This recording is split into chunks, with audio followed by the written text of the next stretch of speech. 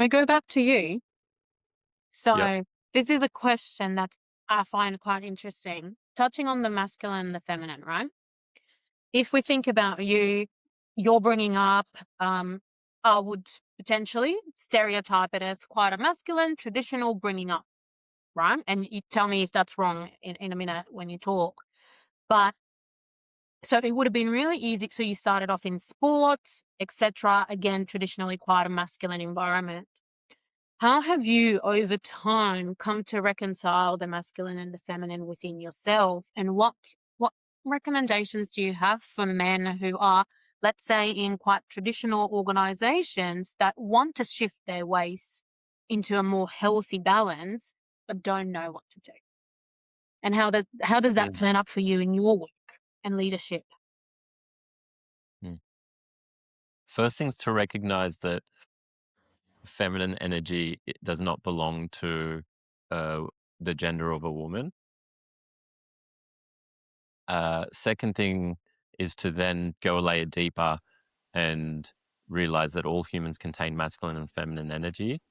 Then go a layer deeper. Well, what is masculine and feminine energy? Just so that a part of the mind that has an understanding, or at least a perceived understanding of what the masculine is, doesn't start to feel shame around this feminine. Well, I'm not feminine. I'm masculine. I'm a man, right? So masculine energy being directive energy, being energy that moves forward, progresses, and achieves, and gets stuff done. Yeah, it's an energy that is required not just by men but also by women, and is there to be tapped into by women and men.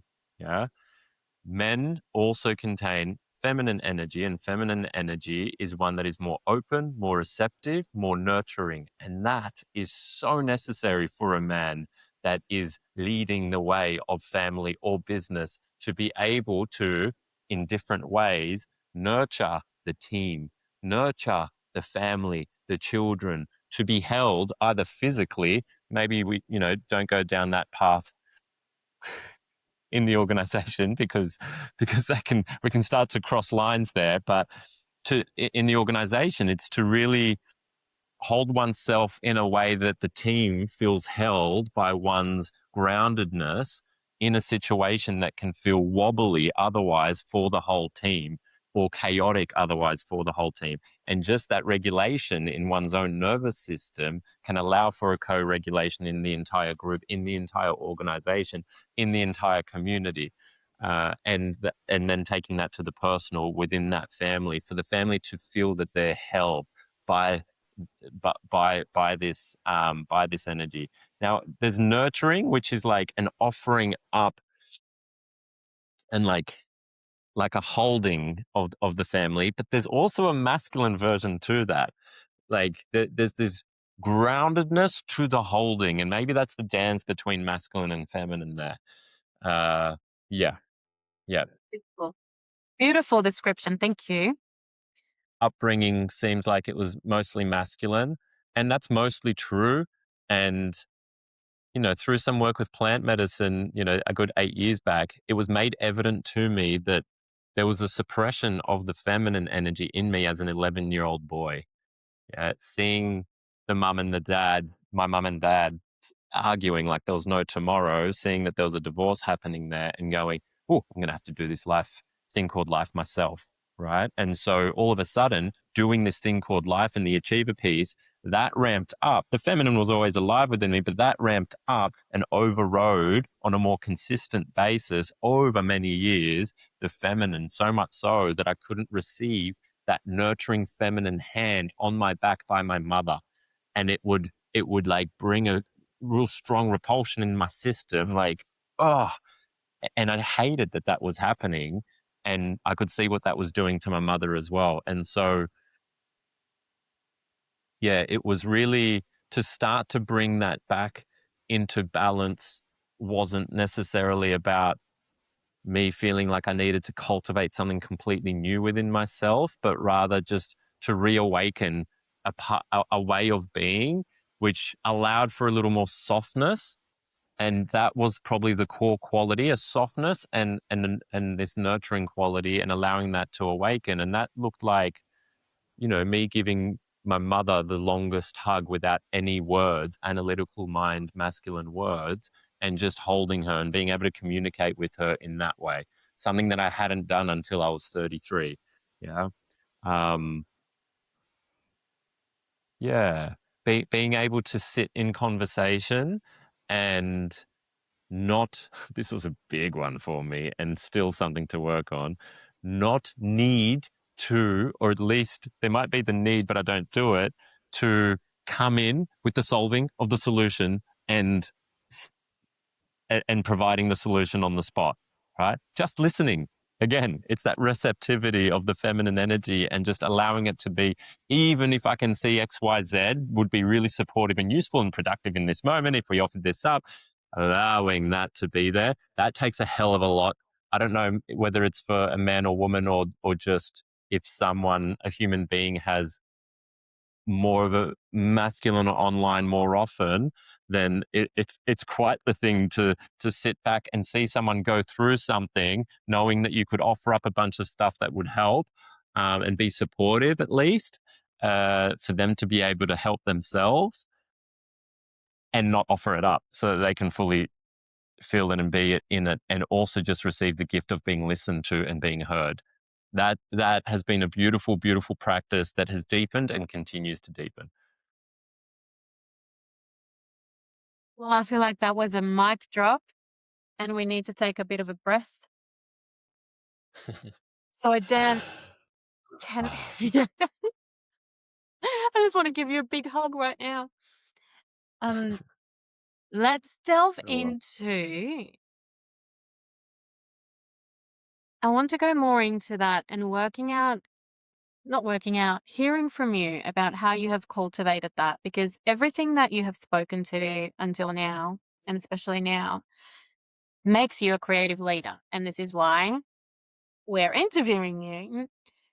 What do you, and the kind of skills about listening, nurturing, all of these skills is what allows people to unlock new opportunities, new ways of being. If you think about your everyday, what do you do to unleash your creativity so that you are turning up as a better version of yourself in your workplace as a business owner and as a leader? To realize myself as creative, to realize myself as a creator, creating the created. So that realization, so it's quite funny that, you know, the one of the core principles of this book is the creative leader, because that word is something, being creative isn't something that I'd necessarily connected to, maybe as a man that held masculine in overdrive. Potentially that was the reason. I don't know. But it wasn't until like truly connecting with that space, and it's continued on since then. Between Christmas and New Year's last year, in the middle of a breathwork session, FBI breathwork session, laying there, and just this realization that was beyond the mind, that allowed in a sense of creativity, that I am creative. My mum took me to a sketch school when I was 8 years old, yeah, to do drawing and so on. I have no memory of what happened afterwards. What I do know is that I didn't continue at the sketch school. I don't know if something happened, and I might actually ask my mum, but I think that might have something to do with me feeling like I'm not creative, right? I always felt like I could copy the sketch or look at something and draw it. It wasn't amazing. And if you ask me to take a paintbrush right now, I'm not going to have a whole heap of confidence that I'm going to create something that would be deemed as creative. But I started to realize that creativity is everywhere. And actually, Sarah, one of the first awakenings of this was Sarah, ex partner, but still business partner. Um, she ran a workshop called Creation Ex Nihilo, creating out of nothing. And in that workshop, the penny that dropped for me was, holy shit, we are all creators. All as human beings, without trying, every single movement that gets created is a creation. Every single word that gets spoken needed a a form of creation for that to occur, for that word to come through. There was a whole process of creation that came out of nothing into that. into a word. Every single business, every single human has been created. Every single business is a creation. Every single team meeting, every single project, like spreadsheet, the creation of a spreadsheet, the creativity in a spreadsheet, which a lot of people find dull, and there is such beauty in that. And so all of a sudden, if all is creation, then we are all creative in our own way and in our own right. And I think that business is one of the most beautiful creations in our world and society as it is, because it provides opportunity for many to come together in a common cause to create a difference in society. That is one of the most beautiful creations that we can create. And it is art. It is an artistry. It is an art form, um, because there's an element of left hemisphere that's required for that, but there's also an element of right creative hemisphere, artistry, your own sort of intuitive sense for both men and women that's required for that. So, um, yeah, some of the most powerful businesses have really embraced their capacity as creative beings. Yeah. Mm. Tell me about that for you. What kind of role does joy and humor and Mm. imagination play in your leadership? Yeah. So I realized well, I've been on some journey in such a short period of time, whilst I feel like I've been doing this work for so long. But since that realization of actually, I am creative, and business is creative, entrepreneurialism is creative. Uh, yeah, the very center of that was for me to be in a state that is able to create in the most abundantly flowing way. I needed to be allowing full joy to be coming from me, but also for me to be seeing the beauty in all processes. Yeah. So, what I mean by that is stuff that I may have deemed as really annoying and irritating to do in business processes that I didn't like. I was like, "Oh, I really don't like doing that." I started to see their beauty in their role in the process of the ultimate creation of the business and what we were doing and why we were doing what we were doing and the impact we were looking to have. And as soon as I connected their role in that, I could see their beauty in that. And therefore, I was, um, that no longer played as a roadblock within my creative process in running a business. So really connecting beauty, joy, and there was a joy that came alive as soon as I saw the beauty in that and the role that it was playing in the creative process of what we were doing with business. Um, and yeah, I've kind of, whether you put this in the book or not, but I've been in a really random and spontaneous way with tea ceremonies, because when you receive in tea ceremony, essentially you come in, there's a tea master that's sitting there and they serve you 6 to 8 cups of tea that aren't fully full, just small, filling up, and you receive the first cup. And when I hold the cup, I'm holding it like this, and it would just, because you're sitting on the floor, it would sit down to, and I wasn't a chakra kind of guy, right? And I'm kind of playing around with it, but I'm just seeing some of the wisdom in it. I was holding it down there, like near the crutch, just like that. My palms were resting there. All of a sudden, I was like, "Oh, this feels very grounding. It's like I'm connecting with my base chakra." Right? My base chakra that allows for stability and security, right? Base chakra, which also aligns with Maslow's hierarchy of needs. Yeah. Then I received the second cup and I hold it a little higher, and it became this intuitive process of holding it at the chakra of creativity, sexuality, but also creativity, sexual energy being, and creativity being the ultimate form of sexual energy. And the birth of a human is the ultimate creation. And we use that same energy. When we feel that energy, it isn't necessarily all about needing to make love with a human being, but also to make love with the creative process of anything that we're looking to bring into the world, a human or a business or a positive, beautiful impact in the world. And so I'll be tapping into that, and I've been tapping into that and just connecting with that sense of like that creativity in life. And then I received the third cup, and I'm holding it at that point just beneath the sternum, and that's where power lives. But funnily enough, from a lot, according to the to the written text and in yogic philosophy, you've got power at the third chakra, but also joy. Now, doesn't that tell you something? That your joy is your Mm. power. Your joy is your power. And from that place, what is possible? And if you are resting into your joy, then your power cannot be taken away. Your power cannot be taken away. And what you can actually create from that space of joy and therefore power, is incredible. Yeah. So, and that's not anything anyone can touch if we realize that that resides within us, rather than power or joy being something that we only receive from out there into here. That our inner state is the cause, and our outer world, the external world, the state of the business, is the echo of our inner state. And I believe that leaders within a business, even though everyone is a leader within the business, but the people that might be like really stewarding the ship, the capacity of the entire business is fully determined by the capacity of that steward, of that leader, to be able to. Sorry, no, where was I going?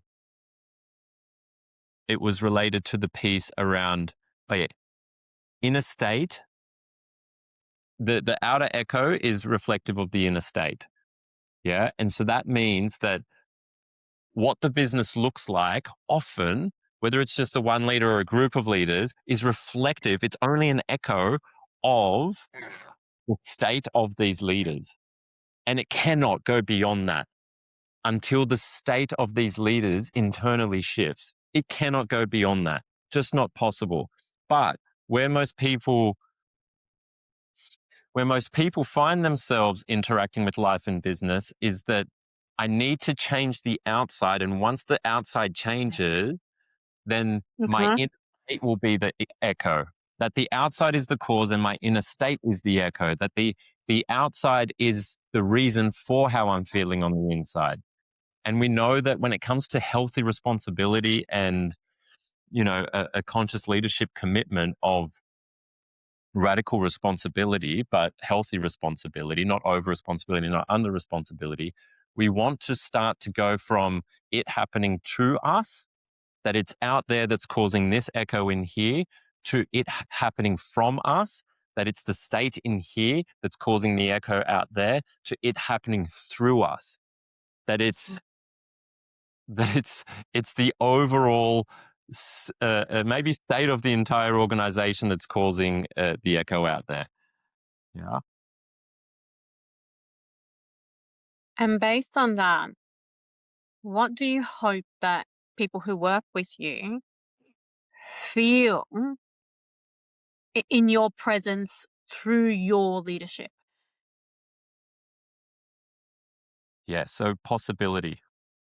So they see possibility, because possibility is not a feeling, but they see possibility, and um, they start to an expansion starts to happen within their being, within their sensory being, their body, the nervous system, and also visually and in the way that they're thinking. That mind opens up and body opens up to a limitless possibility. Yeah. And that is probably the ultimate piece, that it would be the ultimate hope and wish that I can support others to be able to support themselves in being able to see that for themselves and for a business and for society. And yeah, that our deepest well-intentioned desires are possible for, yeah, are possible, I'll keep it there. Yeah. Honoring your time, I'm going to ask you one last question that builds on everything you've just said. And that question is, what kind of world are you trying to make?